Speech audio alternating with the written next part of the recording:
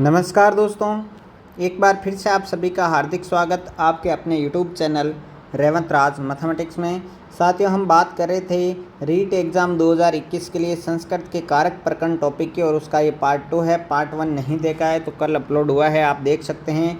द्वितीय विभक्ति हम कर रहे थे और एक कथितम च सूत्र हमने कर लिया था, और आगे अब जो सूत्र है अपने को करना है अगला सूत्र। तो वीडियो को कर दीजिए लाइक, चैनल पे पहली बार हैं तो कर लीजिए सब्सक्राइब। चलिए दोस्तों शुरू करते हैं। अगला जो अपना सूत्र है साथियों, वह सूत्र है आपका उपान वध्यायवश। क्या सूत्र है देखना, ध्यान से समझना साथियों। अब जो है इम्पोर्टेंट सूत्र आपके द्वितीय विभक्ति के अंतर्गत आने वाले हैं, तो ध्यान से समझें। अगला सूत्र क्या है, उपान वध्यायवश। ये सूत्र क्या कहता है कि उप, अनु, अधि और आंग वश है। ये सूत्र क्या कह रहा है, यदि वश धातु से पहले क्या आएगा साथियों, यदि वश धातु से पहले, ध्यान से समझना, यदि वश धातु से पहले आपका उप, अनु, अधि या आंग उपसर्ग आए तो वहाँ पर जो है साथियों कौन सी विभक्ति का प्रयोग होगा, द्वितीय विभक्ति का प्रयोग होगा। किसमें, आधार में जो है साथियों, आधार में क्या लगेगी, द्वितीय विभक्ति लगेगी। कौन सी विभक्ति लगेगी साथियों, द्वितीय विभक्ति का प्रयोग होगा आधार में। यदि वश धातु से पहले, अब वापस समझें इसको क्या कह रहा है, यदि वश धातु से पहले उप, अनु, अधि या आंग, ये चार उपसर्गों में से कोई भी उपसर्ग आता है वश धातु से पहले, तो वहाँ पर आधार में कौन सी विभक्ति लगेगी साथियों, द्वितीय विभक्ति का प्रयोग होगा। अब यहाँ पर एग्जाम्पल समझते हैं साथियों। एग्जाम्पल ले रहा हूँ मैं कि विष्णु वैकुंठ में रहते हैं। देखिए, विष्णु वैकुंठ में रहते हैं। अब विष्णु वैकुंठ में रहते हैं, ध्यान से समझना साथियों, वश धातु का प्रयोग कर रहा हूँ मैं। कौन सी धातु का प्रयोग कर रहा हूँ, वश धातु का प्रयोग कर रहा हूँ। तो क्या लगेगा, विष्णु वैकुंठम, द्वितीय विभक्ति में जाएगा तो क्या लगेगा साथियों, वैकुंठम लगेगा। क्या लगेगा, वैकुंठम लगेगा। तो विष्णु वैकुंठम क्या जाएगा, उपवसति, उपवसति। देखिए, वश धातु से पहले उप उपसर्ग आया हुआ है। इसी प्रकार अनु लगाएंगे तो क्या बन जाएगा, अनुवसति। इसी प्रकार अधि लगाएंगे तो क्या बन जाएगा, अधिवसति। क्या बन सकता है, अधिवसति। इसी प्रकार आंग लगाएंगे तो क्या बन जाएगा, आवसति। क्या बन जाएगा, आवसति। तो विष्णु वैकुंठम उपवसति, या विष्णु वैकुंठम अनुवसति, या विष्णु वैकुंठम अधिवसति, या विष्णु वैकुंठम आवसति। ये कब प्रयोग होगा, जब वश धातु से पहले साथियों उप, अनु, अधि या आंग उपसर्ग आएगा।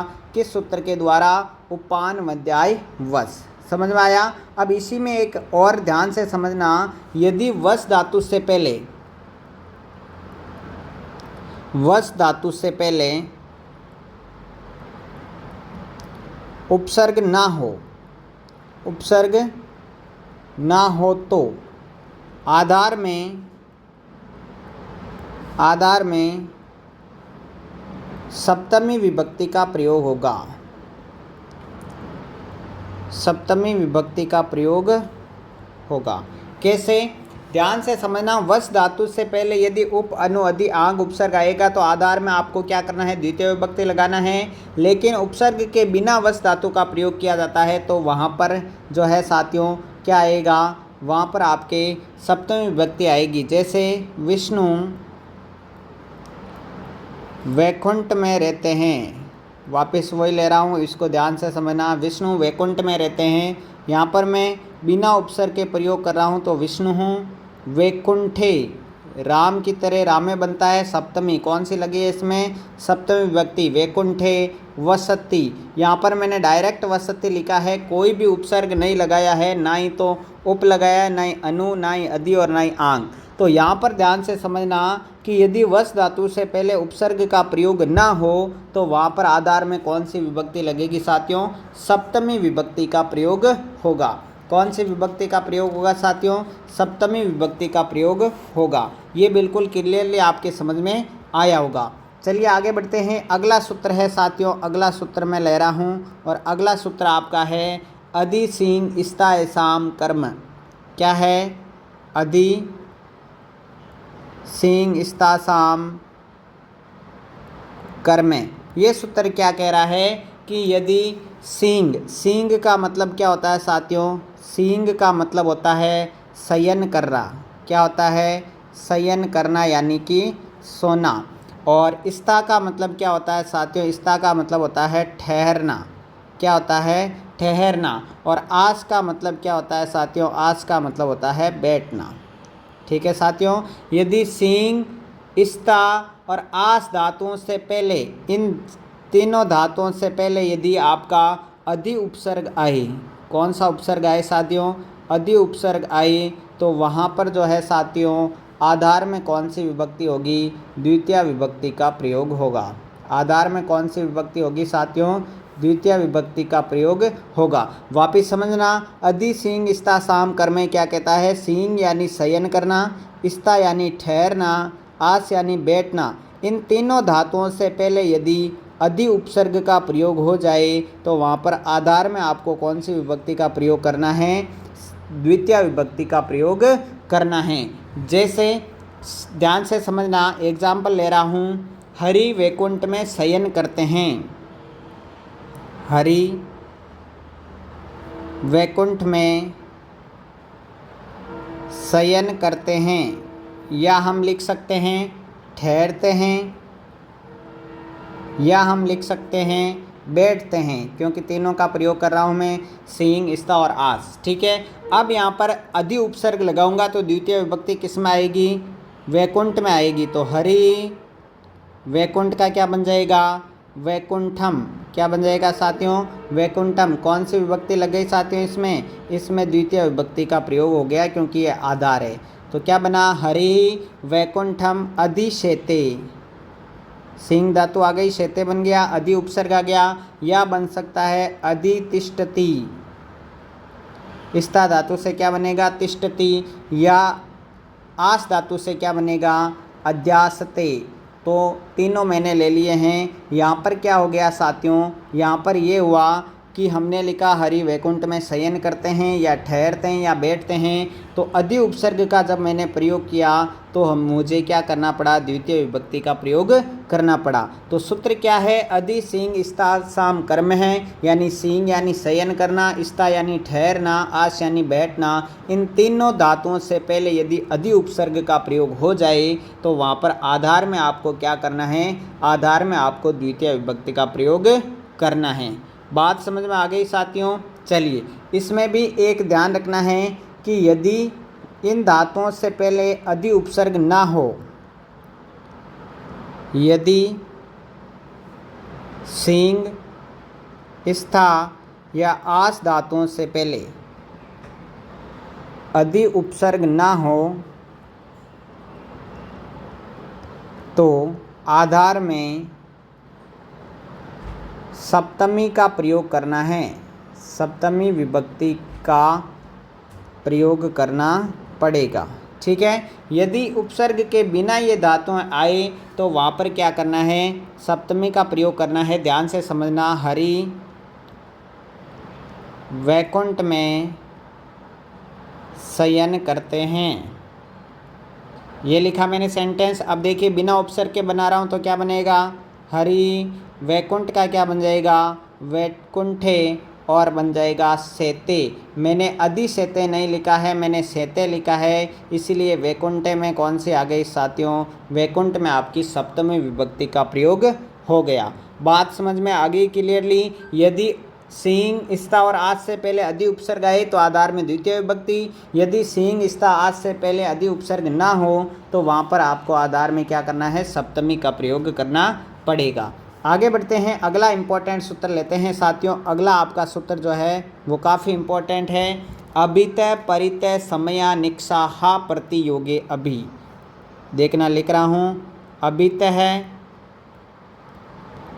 परितय है, समया निक्सा हा प्रतियोगे अपि। अब देखना ये सूत्र क्या कहता है। ये जितने भी वर्ड हैं इनका मतलब समझना। सबसे पहले तो अभिते का मतलब होता है साथियों दोनों ओर। अभिते का मतलब क्या होता है साथियों? दोनों ओर। परिते का मतलब होता है साथियों चारों ओर। परिते का मतलब क्या होता है साथियों? चारों ओर। समया का मतलब होता है समीप में। क्या मतलब होता है? समीप। निक्सा का मतलब होता है निकट। क्या होता है साथियों? निकट। और हा का मतलब होता है साथियों शोक। क्या मतलब होता है साथियों? शोक। और प्रति का मतलब होता है साथियों की ओर।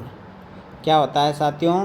की ओर। यदि अभितः परितः समया निक्सा हा प्रतियोगे। अब देखिए अभितः है दोनों ओर, परितः है चारों ओर, समया समीप, निक्सा निकट, हा शोक, प्रति की ओर। ये वर्ड आ जाए तो इनसे संबंधित जो वर्ड रहेगा, इनसे संबंधित किसकी ओर? दोनों ओर। किसके दोनों ओर? किसके चारों ओर? किसके समीप? किसके निकट? तो वो जो वर्ड आएगा उसमें आपको क्या करना है? इनसे संबंधित शब्दों में द्वितीय विभक्ति का प्रयोग करना पड़ेगा। कौन सी विभक्ति का प्रयोग? द्वितीय विभक्ति का प्रयोग करना पड़ेगा। यहाँ पर मैं एग्जाम्पल लेके आपको समझा रहा हूँ, ध्यान से समझना। एग्जाम्पल मैं यहाँ पे लिख रहा हूँ कि गांव के दोनों ओर नदियाँ बहती है। गांव के दोनों ओर नदियाँ बहती है। गांव के दोनों ओर नदियाँ बहती है। अब देखिए दोनों ओर आया हुआ है, हम क्या बनाएंगे? इसका संस्कृत में रूप बनाएंगे।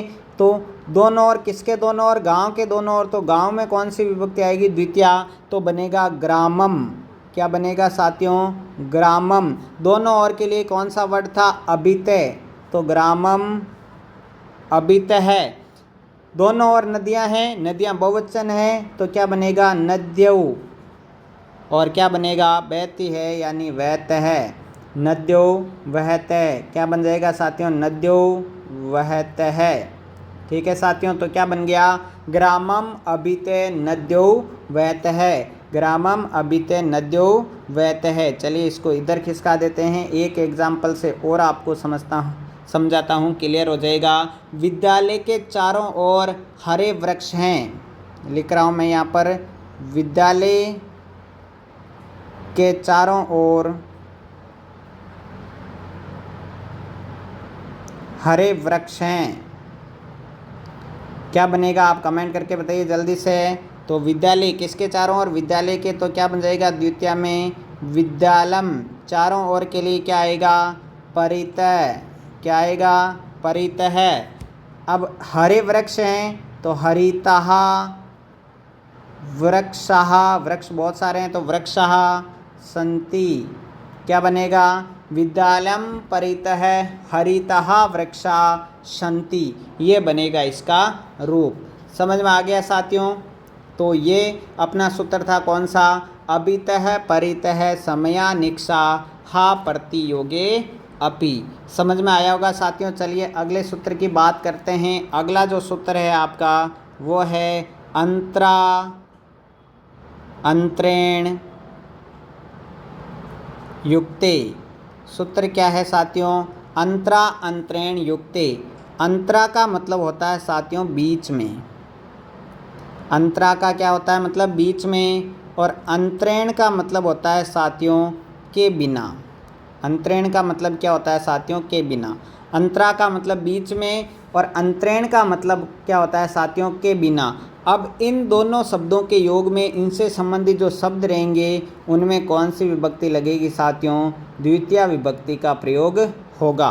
किसके बीच में? किन दोनों के बीच में? इस प्रकार से। तो देखिए एग्जाम्पल मैं ले रहा हूँ, गंगा व यमुना के बीच, गंगा व यमुना के बीच में प्रयागराज है। गंगा व यमुना के बीच में प्रयागराज है। तो क्या बनेगा? किसके बीच में? गंगा व यमुना के बीच में। तो गंगा और यमुना इन दोनों शब्दों में, गंगा और यमुना, इन दोनों शब्दों में हमें द्वितीय विभक्ति का प्रयोग करना पड़ेगा। तो क्या बनेगा देखिए, गंगाम यमुनाम च अंतरा, बीच का मतलब क्या आएगा, अंतरा। अभी ऊपर बताया आपको प्रयागराज है अस्ति, प्रयागराज है अस्ति। तो क्या बन गया, गंगा व यमुना के बीच में प्रयागराज है, इसलिए गंगाम यमुनाम च अंतरा प्रयागराज है अस्ति। इसी प्रकार एक सेंटेंस और लेते हैं साथियों, राम व श्याम के बीच में, राम व श्याम के बीच में हरि है। किसके बीच में है, राम व श्याम के बीच में। तो राम और श्याम दोनों में द्वितीय विभक्ति का प्रयोग होगा, दोनों में द्वितीय विभक्ति का प्रयोग होगा। तो क्या बनेगा, रामम श्यामम, रामम श्यामम च अंतरा हरि अस्ति, रामम श्यामम च अंतरा हरि अस्ति। बन गया साथियों ये रूप। अब देखिए एक सेंटेंस और लेते हैं, अंतरेण वाला। अंतरेण वाले से समझते हैं साथियों, जल के बिना जीवन संभव नहीं है, जल के बिना जीवन संभव नहीं है। के बिना आया हुआ है, तो किसके बिना, जल के बिना। तो जल में कौन सी आएगी साथियों, द्वितीय आएगी। तो क्या बनेगा, जलम अंतरेण, जलम अंतरेण जीवनम संभवम नास्ति। क्या बनेगा साथियों, जलम अंतरेण जीवनम संभवम नास्ति। तो साथियों ये आपके जो है वह द्वितीय विभक्ति कंप्लीट होती है। इसकी पीडीएफ जो है साथियों वह आपको रेवंत राज मैथमेटिक्स टेलीग्राम ग्रुप पे मिलेगी। आपको टेलीग्राम में जाना है और रेवंत राज मैथमेटिक्स जो टेलीग्राम ग्रुप है उसको ज्वाइन कर लेना है। वीडियो आपको कैसा लगा ज़रूर बताएं कमेंट बॉक्स में। वीडियो को लाइक और शेयर ज़रूर कर दें। साथियों आज हमने जो सूत्र पढ़े हैं, उपान मध्याय वश उप अनु अधि आंग के साथ में यदि वश धातु के साथ प्रयोग होता है तो द्वितीय विभक्ति, नहीं होता है तो सप्तमी विभक्ति। फिर अधि सिंह स्था शाम कर्म में सिंह यानी शयन करना, स्था यानी ठहरना, आस यानी बैठना, इनसे पूर्व यदि अधि उपसर्ग लगता है तो आधार में द्वितीय, नहीं लगता है तो सप्तमी। फिर अभितय परितय समया निक्षा हा प्रतियोगी अभी, इन शब्दों के से रिलेटेड जो भी वर्ड आएगा उसमें द्वितीय विभक्ति का प्रयोग होगा। फिर हमने पढ़ा अंतरा अंतरेण युक्ते, अंतरा यानी के बीच में, अंतरेण यानी के बिना, इनसे संबंधित जो भी वर्ड आएगा उसमें द्वितीय विभक्ति का प्रयोग होगा। वीडियो को ज़्यादा से ज़्यादा लाइक और शेयर ज़रूर करना है। यदि आप रीट की तैयारी करते हैं तो चैनल के साथ बने रहिए। मिलते हैं अगले वीडियो में, तब तक के लिए जय हिंद जय भारत, थैंक यू।